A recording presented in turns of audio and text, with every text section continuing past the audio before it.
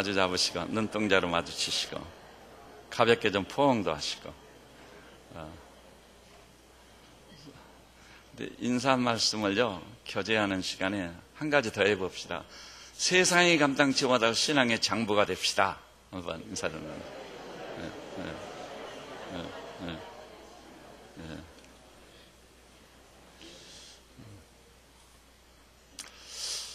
지금 우리가 살고 있는 시대가 너무 혼란스럽기 때문에 갈 길을 잃은 시대고 사실상 방향성을 상실한 시대이기 때문에 성경을 볼 때 우리에게 요구하는 것이 분별력이라고 생각합니다. 흑과 백을 분별할 수 있어야 되겠습니다. 긴 것과 아닌 것을 분별할 수 있어야 되겠습니다. 무엇이 옳은지 무엇이 그른지 정녕 우리에게 요구되는 것이 분별력인 것입니다. 지금 우리가 기독교와 카톨릭을 생각하다 보니까 이것이 더 절실하다고 생각됩니다. 그럼 오늘 우리가 이 말씀을 접근하면서요, 먼저 이 로만 카톨릭에 대한 평가, 그것도 지극히 객관성을 띈 분들의 그 평가, 그들은 로만 카톨릭을 어떻게 보고 있었던가, 조금 고급스러운 표현을 쓴다면 로만 카톨릭이란 평전이라고 할까요? 그것을 먼저 살펴보도록 하겠습니다. 이 카톨릭의 고위 성직자인 추기경 출신이죠.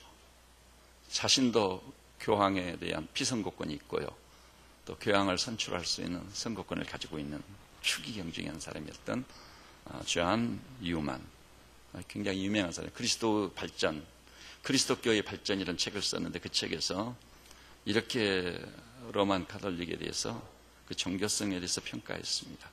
성당들 분향하는 것, 밝히는 등불, 봉헌물, 성일들, 절기들. 여러분 성일과 절기에 대해서는 참고로요, 주보 여러분 강관한 옆면에 보면 로만 카톨릭의 성인들과 그들의 기념일과 그들이 어떤 분야를 담당하고 있는지 경악을 금할 수 없는 게, 이거 완전히 우상의 소굴이구나, 그렇게 결론 지을 수밖에. 일부를 내놨거든요. 다음 주에 그 다음 이어서 또 내게 되겠습니다. 그래서 그 성일과 절기들, 그 다음에 사제들의 행진하는 건 여러분이 보시죠. 그 다음에 땅을 축복하는 사례, 그 다음에 성수를 뿌리는 것, 사제들의 복장, 그 다음에 성상숭배. 정말 심각한 것입니다. 성상숭배라는 것은.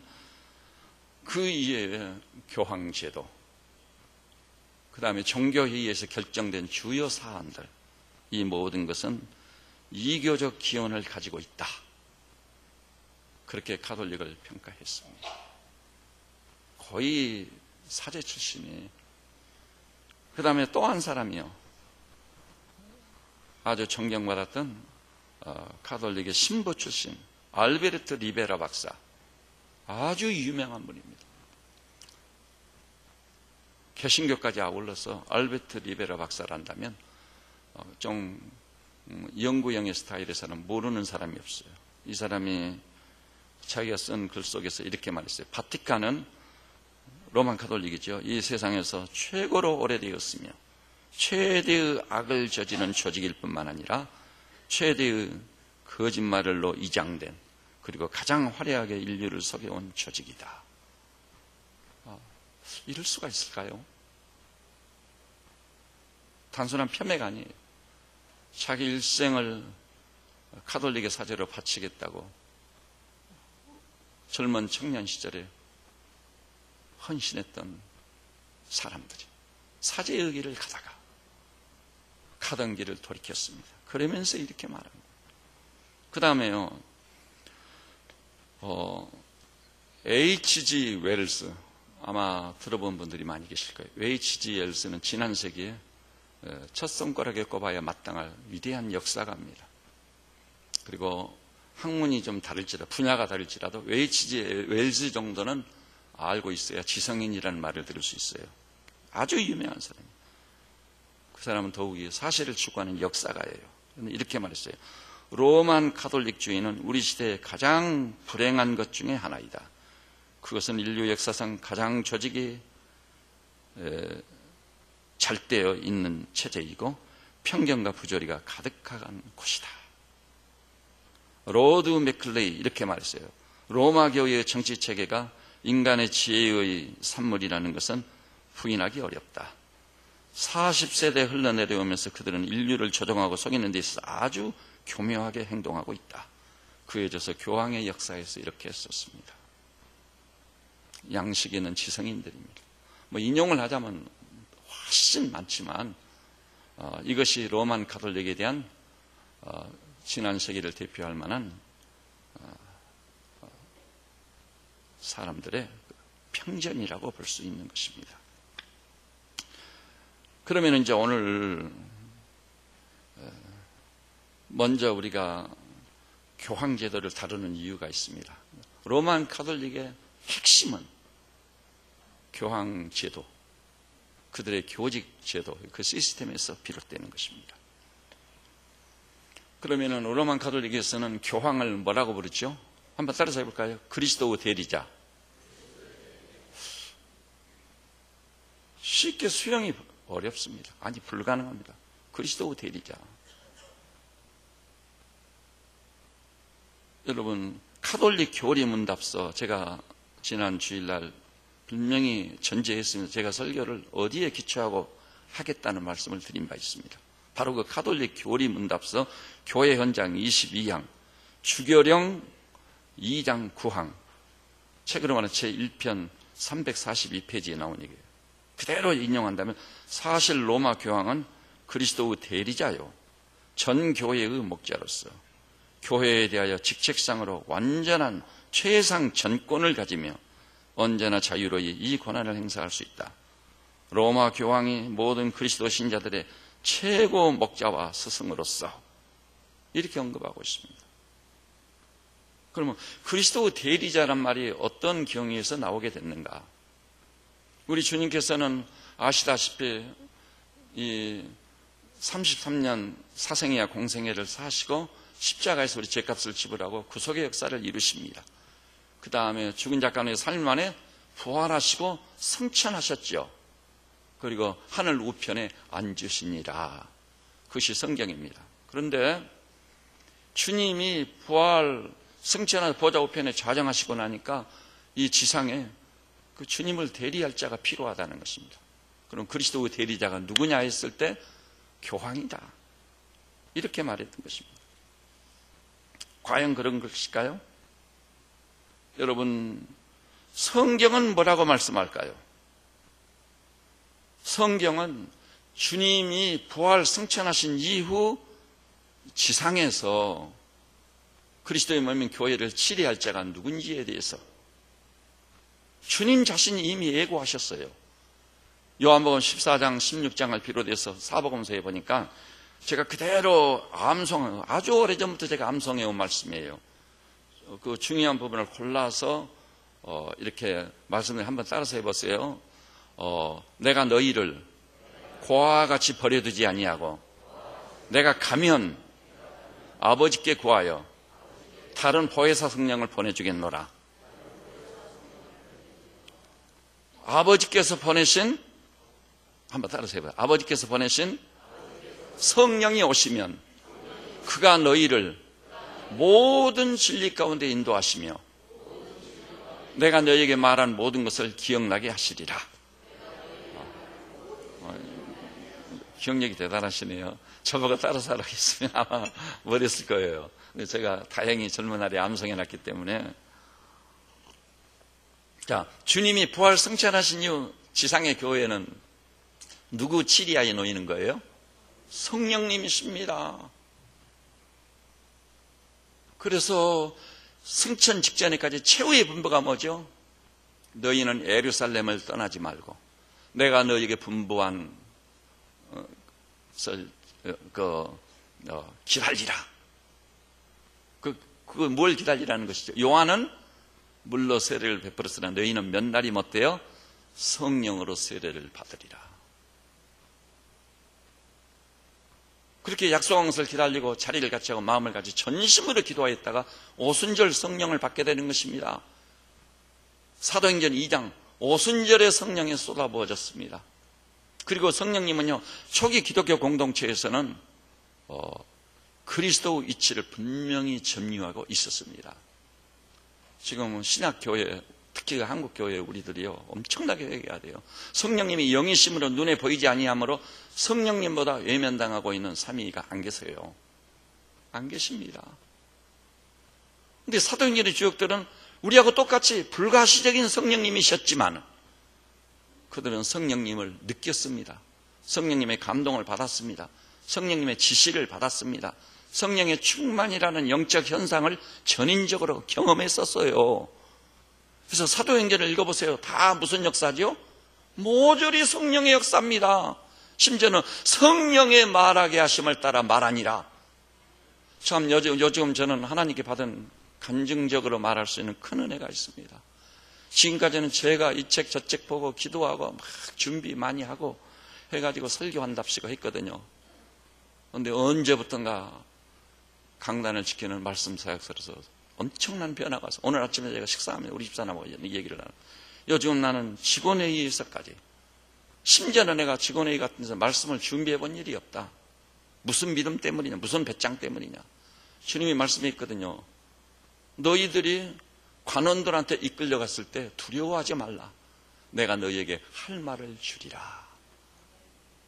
저는 이 강단을 지키면서 사역자로서요, 제가 준비한 이 얘기를 하는 것이 아니라 준비 시작부터 과정과 강단에서 말씀을 선포하기까지 틀림없이 주님께서 제 입술에 할 말을 주신다고 믿고 있고, 또 그런 현상을 수없이 경험하며 살고 있습니다.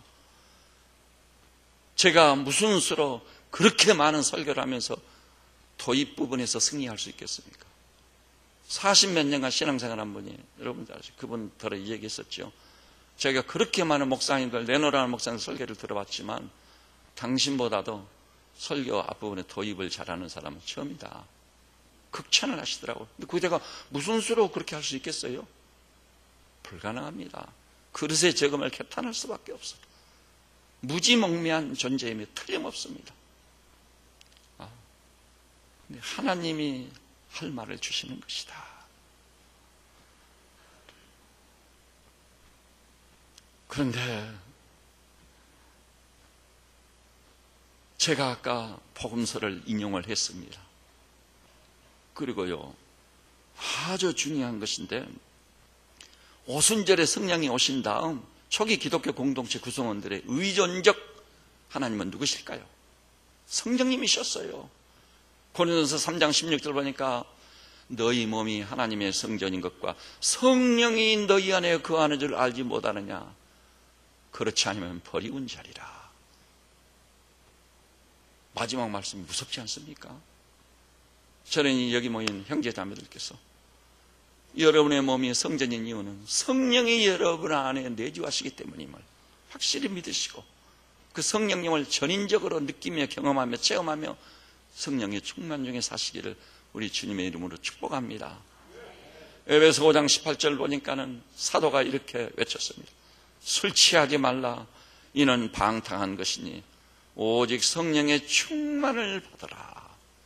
분명하지 않습니까? 그리고요, 그리스도인의 자유를 말할 때 사도는 이렇게 말했어요. 따라서 해볼까요? 주의 영이 계신 곳에는 자유함이 있느니라. 여러분, 이 그리스도인의 자유를 경험해 보셨습니까? 모든 인간은요, 세상의 결박당에 있어요. 돈에 매여 있어요. 결코 행복이 아니에요. 출세 가도에서 완전히 그 결박당해가지고 자기도 모르는 새 그 길로 무서운 속도로 질주하고 있어요. 천의 절벽이 기다리고 있음을 알지 못한지. 아닙니다. 성령님으로 말미암아 내게 임하는 그리스도인의 자유를 누릴 수 있기를 바랍니다. 이것이 평안이요, 이것이 안식입니다. 여러분, 우리가 교황을 믿고 교황을 의지하고 교황의 교서를 받아 따라 사는 자가 결코 아닙니다. 우리는 삼위 되신 성령님의 지배하에 놓인 위대한 하나님의 사람들임에 틀림없습니다. 그리고 성령님에 관해서 경고의 말씀을 말합니다. 성령님을 근심시키지 말라. 성령님을 슬프게 해드리지 말라. 심지어는요, 성령님을 소멸하지 말라. 진정한 의미에서 아멘으로 하답해야 마땅할 놀라운 말씀이에요. 어찌하여 우리는 성령님을 소멸하느냐 이 말입니다. 어찌하여 생명의 길이 거기 있고 의의 길이 있고 복된 길이 거기 있고 충만한 길이 있고 목마르거든 내게로 와서 마시라. 그리하면 네 배에서 생수의 강이 흘러나리라. 이 생수는 믿는 자가 받을 성령을 가리킵니다. 이렇게 분명하거늘 어찌하여 성령의 길을 외면해버리고 인간의 길을 가고 로만 카톨릭의 길을 가려 하느냐 이 말입니다. 정말 카톨릭에 있는 사람들 보면 정말 딱해요. 그러니 대화가 또 안 돼요. 성경을 알아야 대화가 되지요. 성경을 몰라요. 그냥 쉽게 하는 얘기가 개신교는 카톨릭에서 갈라져 나왔으니까 카톨릭은 큰 집이고 개신교는 작은 집인데 왜 굳이 작은 집을 나가려고 하느냐고. 나 너무 어이없고 황당하고. 이 사람들 데리고 무슨 대화가 되겠어요. 성경을 모르니 교리는 알아요. 그들은 교리책을 가지고 교리를 공부하고 필요할 때만 성경만 따라갔다. 근데요, 교황제도고 마리아제도고 연옥설이고 성경에 전혀 없습니다. 하나님이 저의 증인이시거니요. 성경이 저의 증인이시거니요. 없습니다. 없습니다, 여러분.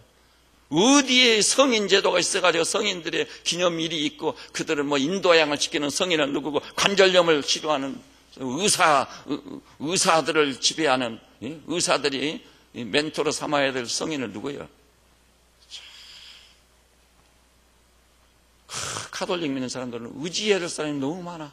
그것도 순전히 사람들. 말도 안 되는 소리예요.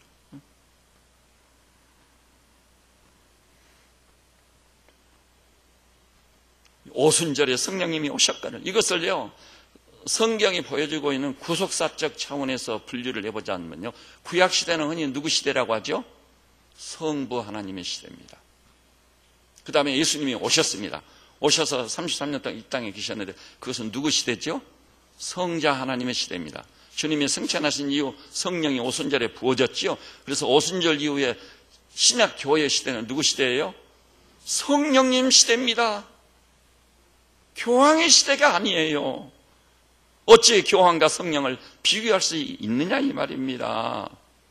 그러면 여기서요, 베드로 자신은 어떻게 생각하세요? 왜냐하면 베드로가 중요한 이유가요, 로만 가톨릭에서는 제1대 교황을 누구로 보는 거죠? 베드로로 보는 거예요. 그래서 베드로가 초대 교황이고 2대 3대 쭉 계속돼서요, 지금 여러분이 알고 있는 프란치스코 교황이 몇 대인 줄 아세요? 240, 가만히 제가 적어가지고 왔어요. 착각을 할까봐. 265대예요. 그 전 베네딕트 16세가요, 260세. 그 전 바오로 2세가 263대예요. 근데요, 이것을 세대로 말한다면 40세대 정도 돼요. 40세대 정도의 교황은 몇 명이죠? 265명이나 됩니다. 무엇을 의미하는 것일까요? 교황들이요, 독살당한 교황도 있고요, 어이없고 황당한 일이 너무 많아가지고 교황들의 생명이 지극히 짧은 사례가 한둘이 아니에요. 그러니까 265대째 교황이 프란치스코 교황이 된 것이죠. 그러면은 여기서 초대 교황이라고 하는 베드로는 과연 자기를 교황이라고 인식을 했었을까요? 그 다음에 그 비슷한 코멘트라도 했었을까요? 한번 우리 봐볼까요? 자, 우리 사도행전 10장이요. 사도행전 10장. 본문을 표시해 놓으셨으면 그대로 덮지 마시고요. 사도행전 10장을 보겠습니다. 먼저 찾은 분이 한번 페이지 수도 말씀해 주시고요. 10장.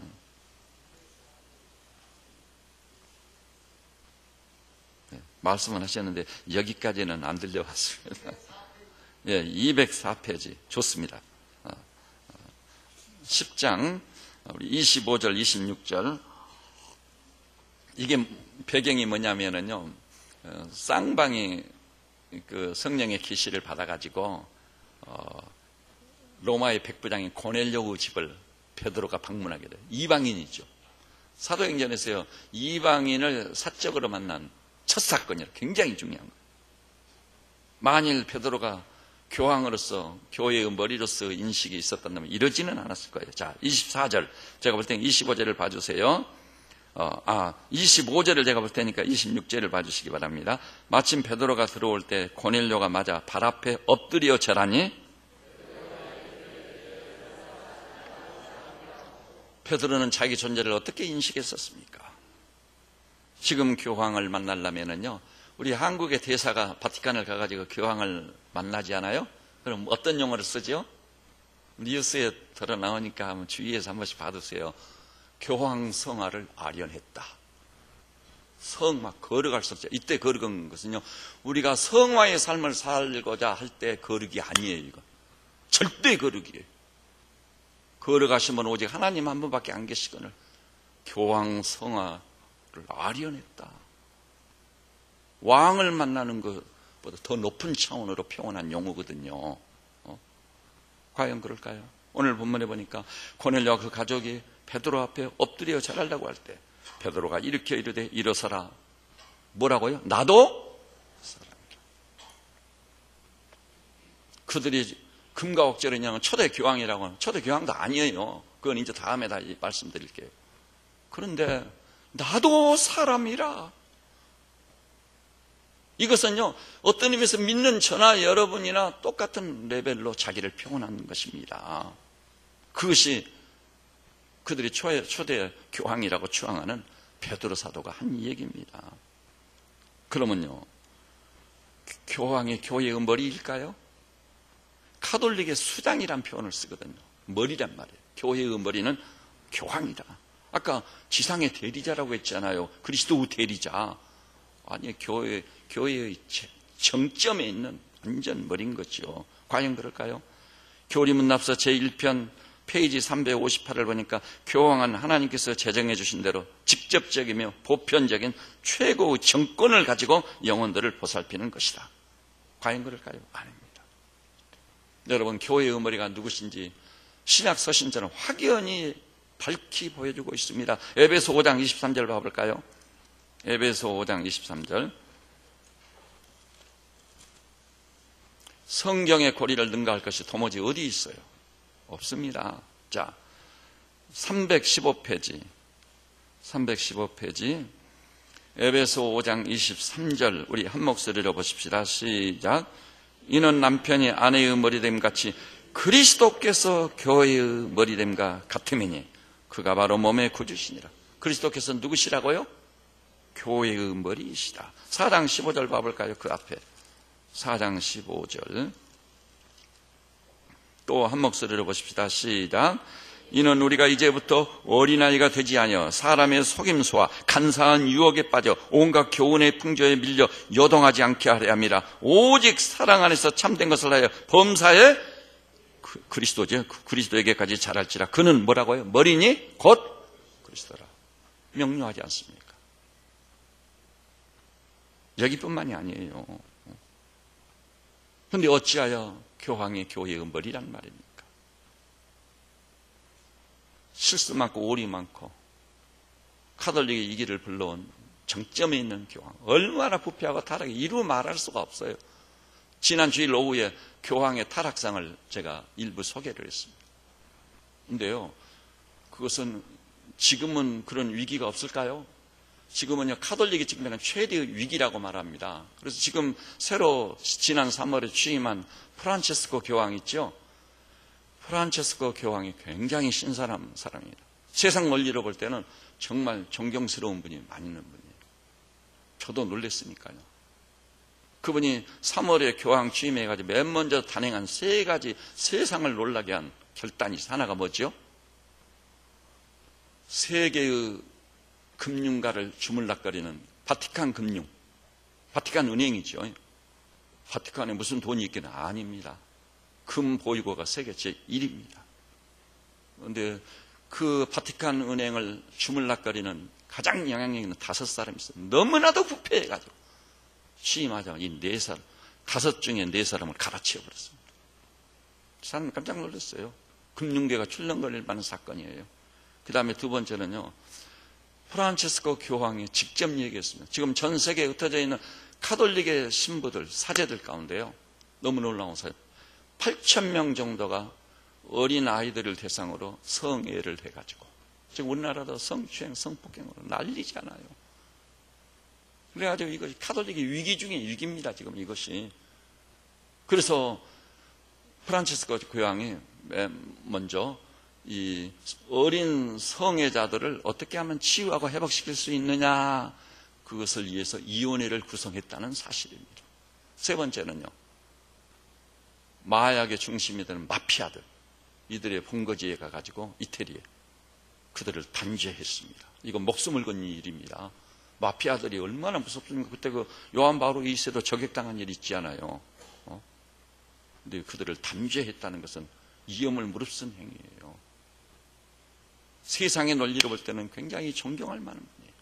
그러나 성경을 중심으로 놓고 볼 때는 프란치스코 교황도 큰 실수했습니다. 로만 카톨릭에는 구원이 없다는 발언을 취임 이후에 했습니다. 아주 이임하고 비성경적이고 반성경적이에요. 로만 카톨릭식은요, 구원의 방도가 우리하고 너무 달라요. 그러면 성경은 뭘 말할까? 유명한 종교학자 마틴 루터가 있습니다. 마틴 루터 또한 어떤 사람이었죠? 카톨릭의 사제입니다. 근데 그가 소속해 있던 그 수도원 원장 스타우피츠라는 사람이 루터에게요, 시편을 신학교에서 강의하라고 그 일거리를 줬어요. 루터는 비로소 하나님의 말씀인 성경을 직접 비하게 된 거예요. 여러분 아시나요? 카톨릭에서는요, 그들이 교회 회의를 통해 그들이 카톨릭 교리라는 걸 만들고 교황의 교서로서 다 선포해 온 거예요. 근데 그 성경을 만일 봤다가는 그들이 제정해 놓은 카톨릭의 교리하고 완전히 상충되는 거예요. 성경에 없는 것들, 마리아 숭배 다 성경. 마리아가 평생 동정녀로 살았고, 근데 성경에는 예수님의 형제 네 분의 이름이 딱 거명되지 않아요. 그러니까 그거는 카톨릭 교리를 제가 공부할 때 보니까 뭐라고 하냐면은 사촌들이라고 하는, 사촌들. 어이없는 변명이에요. 아니요. 그리고 너무 놀라운 것은 이 마리아는 무염시태설, 태어날 때부터 죄가 없었다. 성경은 뭐라고 합니까? 모든 사람이 죄를 범하였음에 하나님의 영광에 이르지 못하더니 오직 죄를 알지도 못하신 분은 예수 그리스도 한 분밖에. 무염시태설을 성경이 어디도 근거가 없어요. 그 다음에 마리아는 마침내 죽음을 보지 않고 승천했다. 그래가지고 하나님의 모후가 됐다. 이런 불경스러운 일이 어디가 있어요? 마리아는요, 예수님이 이 땅을 찾아오실 때 그 몸을 빌어서 오셨을 뿐이지 똑같은 인간이에요. 다를 바 없어요. 근데 하나님의 어머니라고. 그래서 요즘 제가 입수한 카톨릭 글을 보니까 이렇게까지 나와요. 그 누구도 예수 그리스도에게 직접 가서 기도하는 어리석은 자는 없을 것이다. 그의 모후를 통해 가야 된다. 여러분, 마리아를 통해 갑니까? 근데 그들은요, 마리아를 통해서만 가는 게 아니라 누구를 통해서 또 나가죠? 카톨릭이 무수히 우리나라에 성인들이 나왔잖아요. 성인들의 이름으로 나가고 있는 거예요. 주님은 그 기도를 놓고 이렇게 말씀하셨어요. 따라서 합시다. 너희가 내 이름으로 무엇을 구하면 내가 이를 시행하리라. 여러분, 기도할 때 어떻게 기도했던 맨 마지막을 누구 이름으로 나아가죠? 예수님의 수험하신 그 이름을 가지고 나아간다는 것을 아셔야 됩니다. 주님이 또 그렇게 말씀했어요. 근데 어찌하여 마리아의 이름으로, 성인들의 이름으로 나아가느냐는 것입니다. 반성경적이고 반기독적입니다. 그래서 오죽하면은 로만 카톨릭은 기독교가 아니라 뭐라고요? 로만 카톨릭일 뿐이다. 로만 카톨릭일 뿐이에요. 여러분, 특히요, 교황의 칭호를 뭐라고 부른 줄 아세요? 공식적인 칭호가 10가지가 넘어요. 그 칭호들을 읽고 있느라면요, 이럴 수가 있는가. 그렇게 문제가 많았던 교황을 향해서. 근데 그 중에 하나가요, 거룩한 아버지이시다. 영어로요, 대문자를 써서 holy, 그 다음에 father, F자도요, 대문자를 써요. 그래서 홀리도 대문자 H자를 쓰고 있어요. Holy Father, 거룩한 아버지. 여기 거룩은요, 절대 거룩이에요. 절대 거룩. 위에 계신 성부 하나님께 버금갈 만큼 그렇게 높이는 거예요. 과연 그럴까요? 여러분, 마태복음 23장 9절 보세요. 주님이 이런 것을 얘기하고 예상하신 줄로 압니다. 자, 마태복음 23장 9절이요.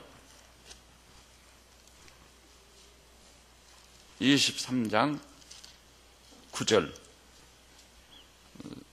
신약성경 39페이지 있죠? 자, 23장 9절 우리 한 목소리로 보십시다. 시작. 땅에 있는 자를 아버지라 하지 말라. 너희의 아버지는 한 분이시니 곧 하늘에 계신 이시니라. 너무 분명하지 않습니까, 여러분? 놀랍게도 성경에 답이 다 나와 있어요. 답이 다 나와 있습니다. 그리고 골로새 1장 18절로 한번 가보십시다. 골로새 1장 18절 신약성경 324페이지입니다. 324페이지.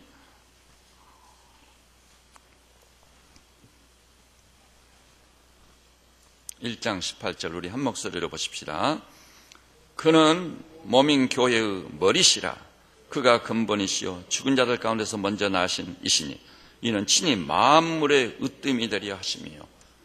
그리스도가 교회의 머리고 만물의 으뜸이요, 만물을 그 발 아래 복종케 해서 예수를 주시라 시인하게 하셨느니라. 그분밖에 안 계세요. 여기서 우리는 이런 의문을 품게 됩니다. 교황제도가 어떻게 해서 생기게 됐을까? 교황제도 기원 문제예요. 기원 문제는 두 가지 이 근원을 가지고 있어요. 그 중에 성경적 기원을 한번 따져봅시다. 이제 본문으로 돌아가는 마태복음 16장이죠. 마태복음 16장. 자, 오늘 정말 이 분량을 다 하기는 해야 되는데 다 할 수가 없고 제가 될 수 있으면 정시에 끝나도록 하겠습니다. 그러나 이 부분을 여러분 잘 들으셔야 돼요. 이것이 아주 결정적인 것이니까요. 가톨릭과 기독교의 갈림길이 여기 있어요. 마태복음 16장. 여러분, 주님께서 제자들에게 뭐라고 말했죠? 너희는 나를 누구라 하느냐 했을 때 베드로가 뭐라고 그랬죠? 주는 그리스도시요 살아계신 하나님의 아들이로소이다. 이랬을 때 예수님께서 이렇게 말씀했어요. 18절 우리 한 목소리로 봅시다. 시작. 또 내가 내게 이르노니 너는 베드로라. 내가 이 반석 위에 내 교회를 세우리니 음부의 권세가 이기지 못하리라. 이 말씀을요, 교황 레오 1세는요 AD 390년부터 461년까지 오랫동안 교황의 위치에 있었던 사람입니다. 그런데 이 레오 1세가요 교황이 아니고 로마의 주교로 있을 때 그는 마태복음 16장 이 18절 이 말씀을 소위 교황 등극식이라고 말합니다. 베드로가 교황에 등극한 사건이다. 왜냐하면은 18절 중반에 보니까 너는 베드로라 뭐라고 했죠? 내가 이 반석 위에 내 교회를 세우리니. 이 반석이 누구냐? 반석을 어떻게 해석하느냐에 가톨릭과 기독교의 갈림길이. 여러분 뭐가 옳은지 한번 생각해 보세요. 얼른 생각할 때는 베드로를 반석이라고 하는 것처럼 보이거든요. 그런데 아닙니다. 왜 베드로가 아니냐? 그것은요, 여러분 너무 놀라운 것은 바로 그 문맥 직후입니다. 직후에 22절 우리 23절 우리 한 목소리로 봅시다. 시작. 예수께서 돌이키시며 베드로에게 이르시되 사탄아 내 뒤로 물러가라. 너는 나를 넘어지게 하는 자로다. 내가 하나님의 일을 생각하지 아니하고 도리어 사람의 일을 생각하는 도다. 주님이 십자가에서 달려 돌아가실 것을 말씀하니까 베드로가 그 길을 탁 걸어막고 주여 그리 마옵소서 할 때 예수님께서 사탄아 내 뒤로 물러가라. 네가 하나님의 일을 생각지 않고 사람의 일을 생각하는구나. 그러면 이 문맥에서 볼 때요, 바로 직후에 사탄이라고 책망받은 베드로가 교회의 반석이 될 수 있어요? 그 베드로 위에 교회를 세울 수 있느냐 이 말이에요. 그럴 수는 없는 겁니다. 그 다음에요, 더욱 놀라운 것이 있어요. 이 베드로가요, 그 후에 예수님이 십자가에 달리시기 위해서 체포될 때 빌라도의 법정에서 기억하시죠? 하녀가 베드로 보고 너도 저 예수의 제자가 아니냐 했을 때 베드로가 뭐라고 답변했죠? 저주하며 맹세하면서까지 3번이나 예수님을 부인해버렸습니다. 교회의 터가 되고 반석이 될 사람이 그럴 수는 없는 거예요. 그때 예수님의 눈과 딱 마주친 다음 밖에 나와서 슬피 울었다고 그랬어요. 이것이 베드로예요. 그 다음에 갈라디아 1장 보니까, 여러분이 제가 인용한 부분들을 내중에 읽어보세요. 갈라디아 1장 보니까 안디옥이라는 곳에서 바울이 베드로를 만나는 거예요. 만나가지고 베드로를 여지없이 책망했습니다. 거기 갈라디아 1장 보니 뭐라고 표현을 썼냐면, 따라서 합시다. 형제 베드로를 면책하였노라. 얼굴을 마주해야 되고 책망을 해버린 거. 뭐 때문에 책망했었죠? 베드로가 딱 가니까, 안디옥에서 만났거든. 딱 가니까 베드로가 그때 이방인들하고 밥을 먹고 있다가 베드로가 바울이 오는 것을 보고 딱 피해버린 거예요. 왜냐하면 이방인과 밥을 먹는 게 유대인의 규례에는 있을 수 없는 일이에요. 이것도 이제 내중에 시간이 없으니까 내중에 얘기를 해드리겠습니다만, 이것이 베드로가 로마에 AD 42년부터 AD 62년까지 있었다고 로마 교회는, 카톨릭은 주장하거든요. 그래서 그때 로마 교회를 세웠다, 베드로가. 그래서 로마 교회의 초대 교황이 베드로다고 가르치거든요. 그런데요, 아닙니다. AD 42년부터 있었다고 하는데 그래야 맞거든요. 교황, 베드로가 교황이란 말이. 그런데 너무 놀란 건 사도행전에 보니까 교회 역사상 최초의 교회 총회가 열려요. 총회가 열렸는데 그 총회가 열린 연대가 언제죠? 42년이 아니라, 2년 전이 아니라 44년이에요. 44년인데 그때 베드로는 로마에 있었던 게 아니라 어디에 있었던 거죠? 총회가 열렸던 예루살렘 총회 석상에 바로 있었던 것이 확인되고 있는 것입니다. 아닙니다. 그리고 베드로가 로마에 있다가 또 안디옥으로 왔단다면 로마의 교인들은 거의 대부분이 누구죠? 이방인들이에요. 그는 이방인들과 밥을 먹고 마시고 했습니다. 그럼 안디옥에 와서도 이방인과 밥을 먹는 것을 가지고 피할 이유가 전혀 없는 거예요. 근데 로마에서 온 사람이 아니에요. 안디옥에서 바울과 합류를 했거든요. 근데 그 연대가 AD 53년이에요. 그때 AD 53년에 베드로와 바울은 똑같이 어디 있었던 거예요? 안디옥에 있었던 것이 의심할 여지가 없는 거예요. 이거 로마에 있지 않았어요. 지속적으로 로마에 있었다고 또 그렇게 주장하거든요. 왔다 갔다 했다는 게 아니라 지속적으로 42년부터 그렇게 로마에 있었다, 이렇게 주장하거든요.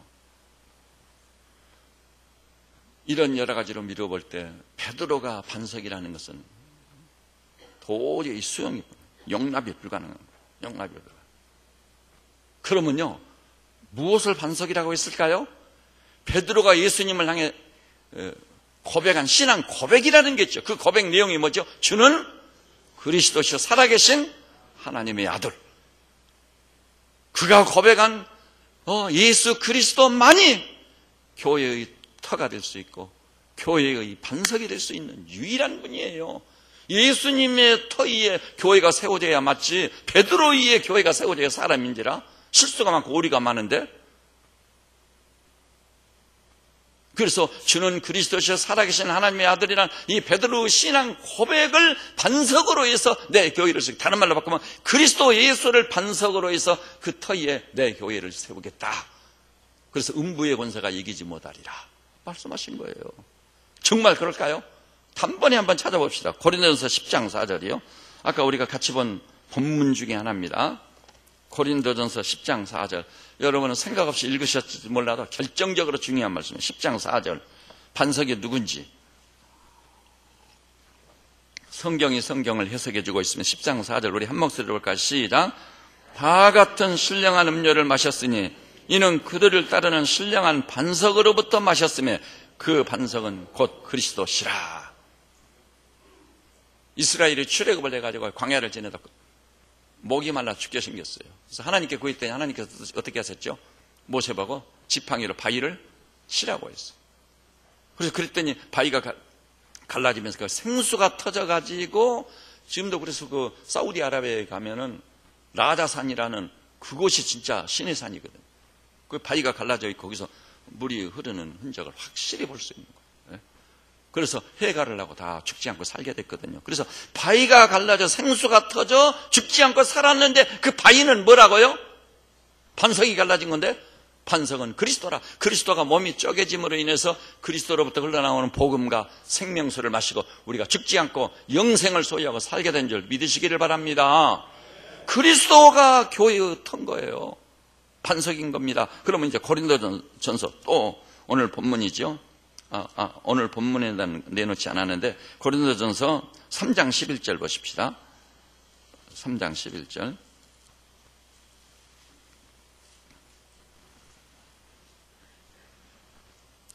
자, 11절 찾으셨으면은 266페이지 한 목소리로 보십시다. 이 닦아둔 것 예외 능히 다른 터를 닦아둘 자가 없으니 이 터는 곧 예수 그리스도라. 터란 말과 반석이란 말이 동일한 의미입니다. 그 터는 누구예요? 교회의 터는 누구예요? 교회의 반석은 누구예요? 교회가 무엇이에 세워? 예수 그리스도 위에 세워진 줄 분명히 믿고 그리스도로부터 생명수를 공급받아 죽지 않고 사는 우리 성도들 다 되시기를 우리 주님의 이름으로 축복합니다. 그러면 이 문제를 놓고요, 베드로는 또 어떻게 말했을까요? 이제 베드로, 그들이 초대 교황이라고 간주하는 베드로 사도행전 3장 봐볼까요? 사도행전 3장. 이건요 3,000명이 회개하고 돌아와서 기독교회가 바로 시작된 바로 그 무렵입니다. 너무나 중요한 말씀이에요. 3장. 나면서부터 안지병이 된 자를 베드로와 바울이 이렇게 세웠죠. 나사렛 예수 이름으로 명하노니 일어나 걸어라 했지 않아요. 자, 그럼 그때 일어나 걸어버리니까 수많은 사람들이 베드로와 요한 주변으로 막 몰려들었습니다. 그러자 거기 뭐라고 했는지 고린도전서가 아니고 사도행전 3장 11절 12절 12절을 볼 게 아니라요, 제가 방금 배경은 설명을 했으니까 14, 15절을 한 목소리로 보세요. 14, 15절 시작. 너희가 거룩하고 의로운 일을 거부하고 도리어 살인한 사람을 놓아주기를 구하여 생명의 주를 죽였도다. 그러나 하나님이 죽은 자 가운데서 그를 살리셨으니 우리가 이 일의 증인이라. 예수 그리스도가 교회의 터예요. 그리고 베드로는 자기 자신을 뭐라고만 소개했죠? 우리는 이 일의 증인일 뿐이다. 그런 증인일 뿐이에요. 그래서 16절에 그리스도를 그 이름을 믿음으로 그 이름이 너희가 보고 아는 이 사람을 성하게 하였나니 예수로 말미암아 난 믿음이 너희 모든 사람 앞에서 이같이 완전히 낫게 하였느니라. 베드로는 오직 예수님을 증거하고 예수님을 사람들 앞에 소개하는 사람, 증인으로서의 역할만 했던 것입니다. 이것이 모든 그리스도인이 가야 할 길인 것입니다. 여러분, 그래서요 마지막으로 오늘 성경을 보겠습니다.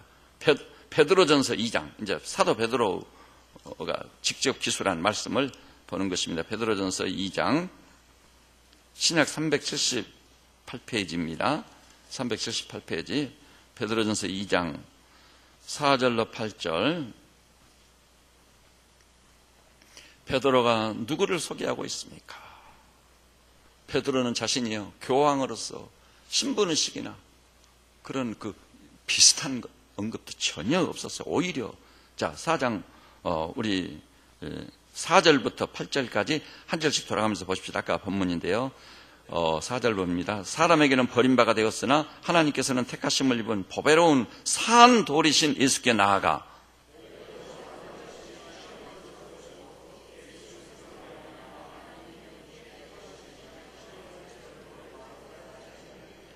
성경에 기록되었을 때 보라 내가 택한 보배로운 모퉁이 돌을 시온에 두르니 그를 믿는 자는 부끄러움을 당하지 아니하리라 하였으니,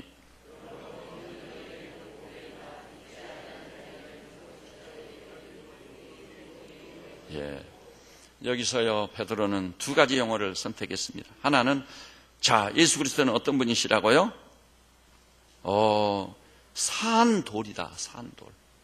반석을 의미해서 동일한 용어로 사용하신 말씀이에요. 그리고 저 인용된 말씀과 7절에서는 뭐라고 그랬죠? 건축자의 버린 그 돌이 모퉁이의 머릿돌이 됐다. 모퉁이돌이라는 것은 그 건물을 완전히 대표하고 상징하는 거예요. 그러니까 반석과 똑같은 의미입니다. 예수 그리스도만이 산돌이시고 교회의 모퉁이돌이라는 것을 우리는 확실히 알고 믿어야 될 줄로 믿습니다. 이렇게 해서 이 마태복음 16장 18절에는 해석이 완전히 엇갈려 버리고, 그러면 성경을 추적해 가볼 때 마태복음 16장에서 반석 위에 내 교회를 세우리라 했는데 그 반석은 의심할 여지 없이 예수 그리스도이시다. 그렇기 때문에 그분으로 말미암아 우리가 구원을 얻게 되는 줄 믿으시기를 바랍니다. 그리고 지금 앞으로 이제 이 교황 제도를 놓고요 해야 될 대단히 중요한 말씀들이 지금 남아 있습니다. 차후에 하기는 오늘은 여기까지만 하겠습니다. 여기 모이신 사랑하는 성도님들이시죠. 우리 인간이란 존재는요, 그 누구도 교회의 머리도 될 수 없고 교회의 터도 될 수 없고 또 어떤 교리를 만들어 가지고 어떤 제도를 만들어 가지고 그것을 구원을 위한 방편으로 사용할 수 없습니다. 그런데 가톨릭은요 너무 무서운 것이 1229년에 성경을 금서로 지정했어요. 교황의 교서를 통해 성경을 읽어서는 안 된다. 그게 1229년이에요. 왜냐하면 성경을 읽으면 성경과 그들이 정해놓은 교리가 충돌되기 때문에 성경에 없는 얘기가 주리를 형성해버리고 있으니까 읽도록 허용 자체가 불가능했던 것입니다. 그 다음에요 1545년 저 유명한 트렌트 종교회의 거기서요 무엇을 결정했냐면 교회가 정한 제도나 교회가 정한 교리가 성경과 일치하지 않을 때는 그것들이 성경과 동일한 권위를 갖는다. 그래가지고 성경 말고 교회가 정한 교리나 제도를 성경 이상의 권위를 가지고 추정할 수밖에 없도록 길을 열어놔버린 겁니다. 치명적인 실수를 했던 거예요.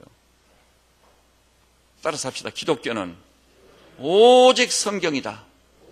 그래서 종교개혁의 3대 기치 중에 하나가 솔라 스크립처. 따라서 합시다. 솔라 스크립처. 오직 성경. 내게 아무리 불리할지라도 내가 성경에서 정죄받는 일이 있을지라도 성경이 아니다가 하면 알겠습니다. 하나님. 이 지구촌에서 인류 역사가 이렇게 오래 계속됐는데 역사상이요 유래를 찾아볼 수 없는 절대의 권위로 인정받는 성경의 권위밖에 없어요. 교황의 권위는 이미 땅에 떨어진 지가 오래됐어요. 성경의 권위밖에 없습니다. 이 성경의 하나님 말씀으로서의 권위 앞에 승복하고 겸손히 엎드리는 우리 성도들이 되셔야 될 줄로 믿으시기를 바랍니다. 기도하십시다.